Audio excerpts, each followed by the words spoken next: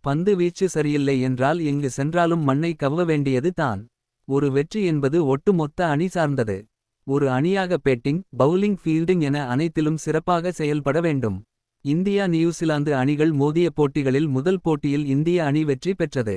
இரண்டாம் போட்டியில் நியூசிலாந்து அணி டாமினேட்டிங் வெற்றி பெற்றது. வெற்றியாளர் யார் என்று தீர்மானிக்கும் மூன்றாவது போட்டியில் டாமினேட்டிங் பேட்டிங் மற்றும் பவுலிங் ஃபீல்டிங் மூலம் வெற்றி பெற்று இருக்கிறார்கள் நியூசிலாந்து. இந்தூரில் இருவரை இந்திய அணி தோல்வி அடைந்ததே இல்லையாம். சேசிங் மாஸ்டர் விராட் கோலி தனி ஒருவனாக போராடினார். அவருக்கு துணையாக நிதிஷ் குமார் ஒரு அரை சதம். மிகுந்த விமர்சனங்களுக்கு மத்தியில் ராணா ஒரு அரை சதம் அடித்தார். இலக்கு அதிகம் என்பதால் இந்த பங்களிப்பு போதுமானதாக இல்லை. மூன்றாவது ஒருநாள் போட்டியில் டாரல் மிட்செல் மற்றும் பிலிப்ஸ் இருவரின் சதத்தால் நியூசிலாந்து அணி நிர்ணயித்த 337 ரன்களை இந்திய அணி போராடியும் வெற்றி பெற முடியவில்லை. விராட் 108 பந்துகளில் 124 ரன்கள் அடித்தார். ஆனாலும் வெற்றிக்கான ரன்களை அடிக்க முடியவில்லை. அவர் வருத்தத்துடன் வெளியேறியது தெரிந்தது. நியூசிலாந்து அணி வெற்றி பெற்று இருக்கலாம்.